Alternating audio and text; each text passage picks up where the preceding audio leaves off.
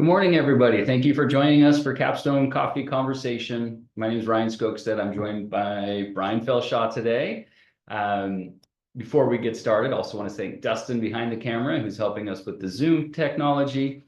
As we get going, if you have questions, if you want to ask a question, please type it into the chat. When we're all done in about 15 minutes, then we'll have Dustin read off any questions if you want us to address anything. Please feel free to do so. Just hit message to the chat. Well, we are a little bit less than 30 days to the election. We know that we have talked about it before as we've kind of ramped up this year, getting closer. This is our last Capstone Coffee Conversation before the election. So we thought we would have a quick conversation about it today, as I know it's on the top of mind for a lot of people. How could it not be? One thing that we hear a lot from clients is, how does this affect our investment decisions? So that's what we're going to try to hit on today.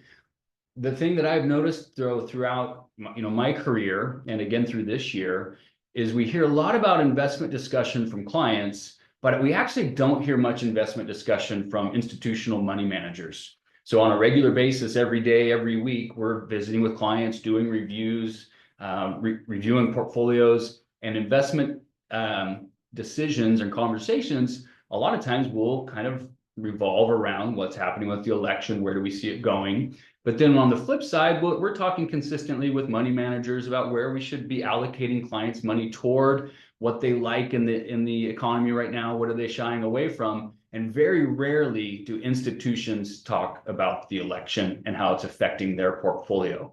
So just something to kind of think about or learn from is, it's on top of mind for our clients, but the people that are actually kind of managing big dollars, a lot of times that it's not something that they weigh into their decisions. It's always natural to try to gain an edge and say, well, where is the election going and how can my portfolio benefit, or what should I be scared of or optimistic about as it comes to this election? That's natural for us to think about trying to gain an edge in markets. But what I would also try to caution is, many times we'll think that if our bias works out right in this election, then markets are going to be happy, things will go up, and life will go on in a way that we approve of. But if elections go the opposite way that we are voting for, we might think, oh, markets are going to go down and the world's not going to be a happy place going forward. So just remember, we've been through a lot of election cycles over time, and markets have still performed. So just be careful of that bias. But I think what we're going to try to do today is show you how have elections influenced markets leading up, and then post-election, what have markets done historically? Yeah, so a common question that we get from clients is that the 2 months leading up to the election, so many people expect the markets to just be haywire. So Ryan and I dug into the numbers and tried to look at, since the 60s, what have markets done the 60 days leading up to a presidential election? And what we found, surprise, surprise, is markets are usually basically flat, not much change leading up. To give you some specific numbers, of the last 18 presidential elections, 9 were higher, slightly higher in the markets, and 9 were slightly lower, almost dead even, up and lower. The last 4, so that's 2008 through 2020's presidential election, the market was slightly lower, and then 9 of the 11 previous elections before 2008, the markets were slightly higher. So a little bit of variation there. Some years a little bit higher, some years a little bit lower, but for the most part, if you average all those out, 60 days, 2 months prior to the election, the market's not moving much. It's pretty steady. And so fast forward now, after the election, what happens in the 12 months post-election? So we looked at the following year. The one thing that we do know is markets like certainty, right? So give us the rules. Let us figure out how to kind of navigate those rules. Where should we be deploying capital? And so markets like certainty. And so sometimes, regardless of who wins, the markets actually do pretty well in the 12 months post-election. To give you some stats behind that, of the previous 10 elections, so if you think every 4 years, 10 elections, we're going back 40 years. So over the last 40 years, 10 elections, only one of the 10-year periods was negative, or the 1-year period of these last 10 elections, I guess is what I mean to say. So 9 of 10 had the following 12 months had a positive return in the S&P 500. One of those 10 had a negative return. The one time also is somewhat of an outlier. It's a very difficult time in history. The election of 2000, where the tech bubble was crashing, and we had George Bush and Al Gore running for the presidency. Tech bubble was crashing in 2000. Market really struggled through the beginning of 2001. And then we had the 9/11 terrorist attack of 9/11 2001. So in that 12-month period, you had the tech bubble crashing, the terrorist attack. That's the one time of the last 40 years or 10 elections that the market had a negative return 12 months post-election. Yeah, it just goes to show you that there's a lot of other factors that typically play into these numbers, which we'll get to a little bit more later. Let's also look at the long run 10-year returns after each election. So we're actually going to share a slide here, Dustin, if you can pull that up. We're going to take a look here at the 10-year S&P 500 returns. This information is courtesy of American Funds, post each presidential election.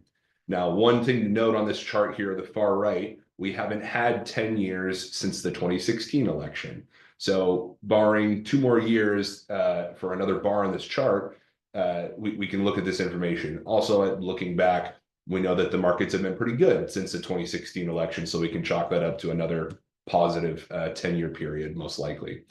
So looking back at this, we see the blue bars are Democratic presidents, and we see the red bars are the 10-year periods following a Republican president. If you average all these 10-year returns out, we see an 11.2% average 10 years after average per year return for a Democratic president, and following the 10 years average per year return 10.5% for Republican.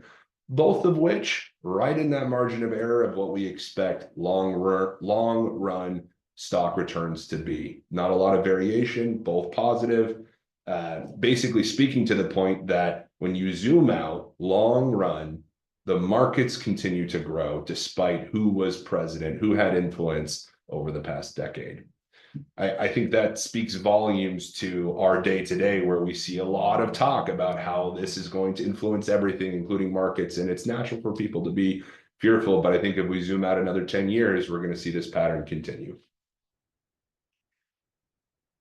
One thing that I would add to Brian's piece right there is you know, for better or worse, we do have change of power, you know, in the United States often, you know, the 2-party system. And so over the long run, kind of a balance of power where sometimes things will go one way for a certain point of time and then back another way. That long-term return gets pretty darn close to average, regardless of who is in office, as you see shifts of power over time. Including Congress as well. The president is making the sole decisions, right? The Congress is a part of that 10-year period as well. Now, we would kind of, we don't stick our head in the sand and pretend that the election doesn't matter when it comes to investing. You know, what I think really does matter about the election is policy, right? So the president does play a role in policy. Congress plays a role in policy. Local elections play a role in policy. So policy is kind of is what we try to then make the decisions on investments once policy is known. But for us to try to predict policy or predict the winner or say markets are going to do this or that after an election based on, you know, things that are unknown, that's where we try to stay away from. But given, you know, where's the policy headed, you know, are taxes going to stay where they're at now, or are we raising the corporate tax rate? Are individuals' tax rates going higher? Are capital gains taxes going higher or staying the same? That's where then we can start to make investment decisions. And so elections, you know, and policy matters, I guess, is what we would like to say.